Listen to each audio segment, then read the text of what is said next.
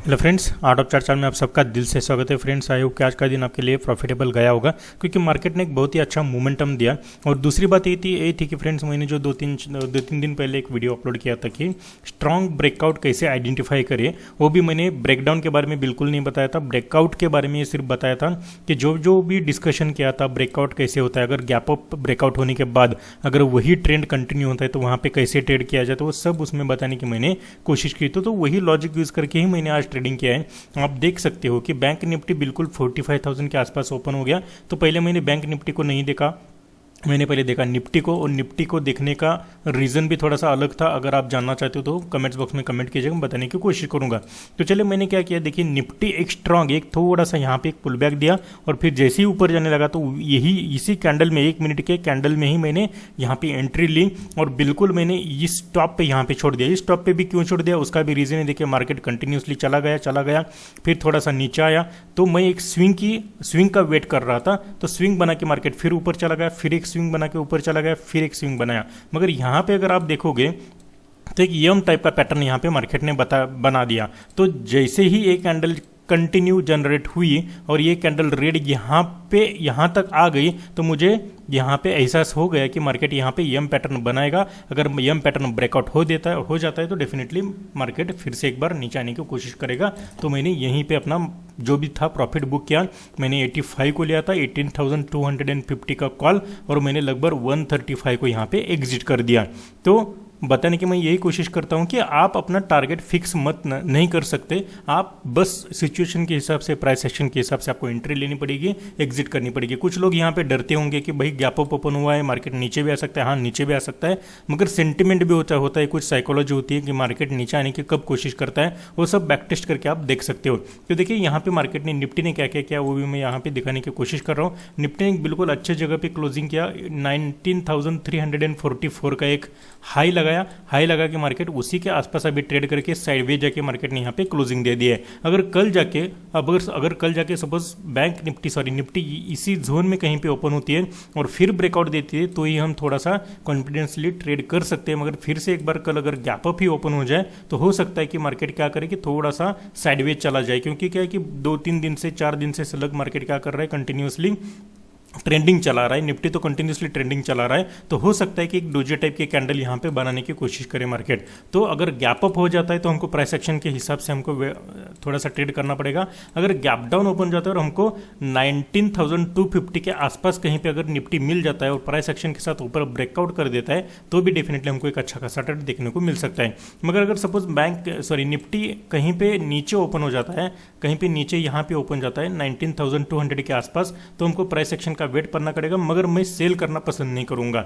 मैं इसलिए ये बता रहा हूं कि सेल करना मुझे पसंद नहीं होगा, क्योंकि क्या, यहां पे भी मैं सेल कर सकता था। यहां पे देखिए, मुझे पता चल चुका था, आइडेंटिफाई हो चुका था, एनालिसिस हो चुका था कि मार्केट नीचे आ सकता है। मगर मैंने सेल क्यों नहीं है, क्योंकि मेरा जो अभी पॉइंट ऑफ व्यू बना है, मेरा जो एनालिसिस है, मार्केट कहीं से भी वापस घूम सकता है, इस टाइप का साइडवेज जा सकता है मार्केट। ये मेरा एनालिसिस था, तो अपने एनालिसिस पे स्टिक रहिए। अगर मुझे 2 ट्रेड मिल गए, यहाँ पे भी ट्रेड लिया, बाद में मैंने बैंक निफ्टी में भी ट्रेड लिया। बैंक निफ्टी में क्यों लिया, कैसे लिया, मैं बताने की यहाँ पे कोशिश करता हूँ।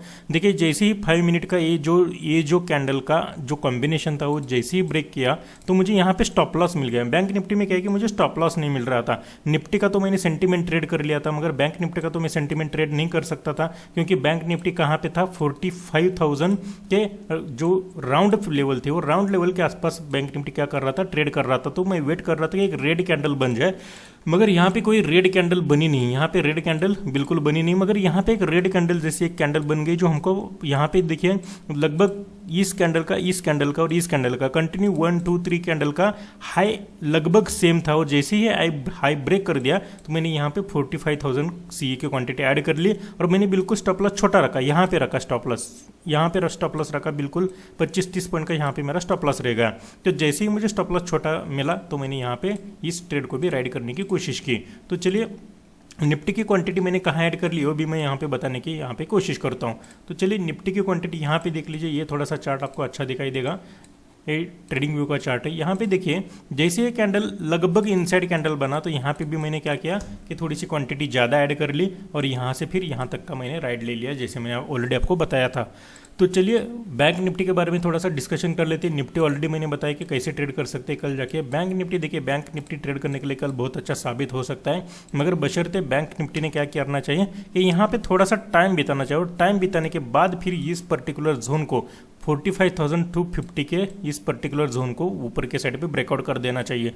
अगर मार्केट कंटिन्यूसली ऊपर चला जाता है तो मुझे थोड़ा सा कल के लिए कॉन्फिडेंस कम होगा, क्योंकि मार्केट कंटिन्यूसली ट्रेंडिंग नहीं रह सकता। अगर गैप अप ही ओपन हो जाता है, यहाँ पे ओपन हो जाता है 45,400 के आसपास अगर ओपन हो जाता है तो बिल्कुल भी मुझे कॉन्फिडेंस नहीं होगा, क्योंकि जब तक प्राइस एक्शन मार्केट बनाएगा नहीं तब तक मैं ट्रेड लूंगा नहीं। क्योंकि क्या है कि हर रोज मार्केट इस टाइप का वन वे आपको ट्रेड देगा, ऐसा नहीं ट्रेंड देगा, ऐसा नहीं।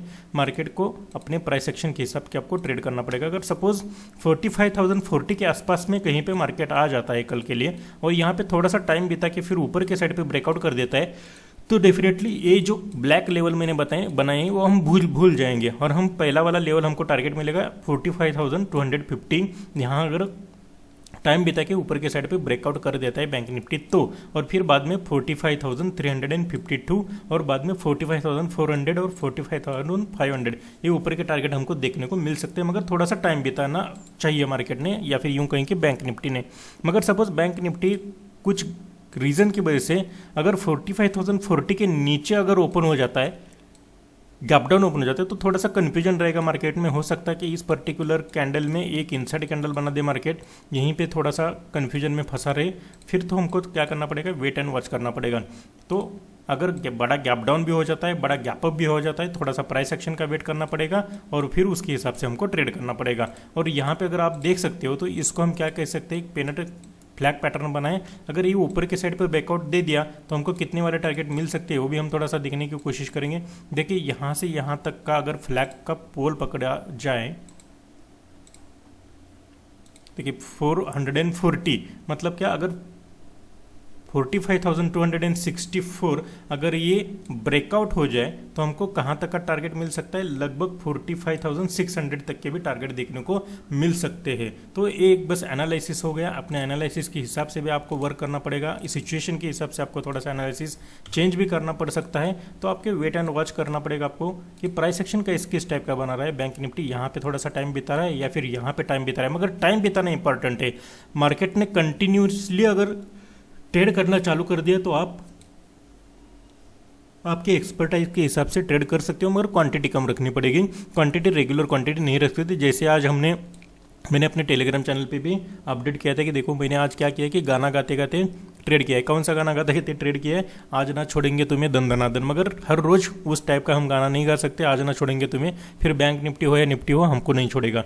तो आई होप कि ये जो एनालिसिस मैंने आपको आज बताया है कि अगर किस टाइप का प्राइस एक्शन हुआ तो किस टाइप से हम ट्रेड कर सकते हैं, आपको पसंद आ रहा होगा तो please like and subscribe my share channel. Thank you very much, bye bye.